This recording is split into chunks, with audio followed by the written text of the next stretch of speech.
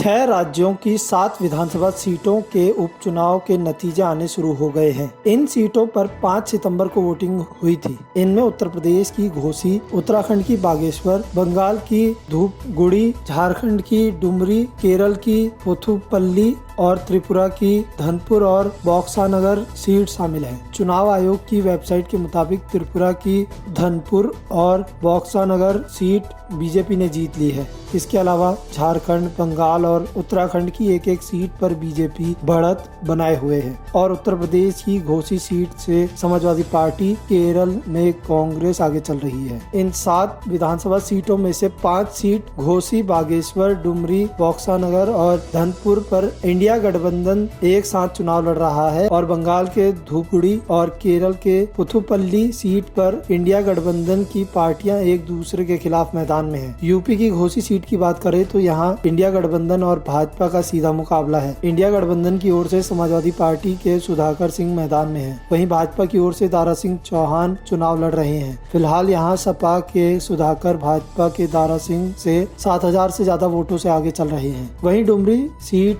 पर इंडिया गठबंधन से झारखंड मुक्ति मोर्चा की बेबी देवी और एनडीए की ओर से एजेएसयू की कैंडिडेट यशोदा देवी मैदान में है। फिलहाल एजेएसयू प्रत्याशी यशोदा देवी 2,469 वोटों से आगे चल रही हैं। उधर उत्तराखंड की बागेश्वर सीट से बीजेपी की पार्वती दास कांग्रेस के बसंत कुमार से करीब 2,000 वोटों से आगे चल रही हैं। बीजेपी ने विधायक चंदन रामदास के निधन के बाद उनकी पत्नी पार्वती दास को इस सीट पर उम्मीदवार बनाया है और त्रिपुरा की बॉक्सानगर और धनपुर सीट से बीजेपी प्रत्याशी बिंदु देवनाथ ने सीपीआईएम प्रत्याशी कौशिक चंदा को 18,871 वोटों से हराया और बॉक्सानगर सीट से बीजेपी के तफज्जल हुसैन ने सीपीआईएम के मिजान हुसैन को 30,237 वोटों के अंतर से हराया है। तो वहीं केरल की पुथुपल्ली सीट से कांग्रेस के चांडी ओमान करीब 11,000 से ज्यादा वोटों से सीपीआईएम के जैक्सी थॉमस से आगे चल रहे हैं। इस चुनाव के सबसे ज्यादा चौंकाने वाले रुझान पश्चिम बंगाल की धूपगुड़ी सीट से सामने आ रहे हैं। यहाँ बीजेपी प्रत्याशी तापसी रॉय करीब 1,000 वोटों से आगे चल रही है।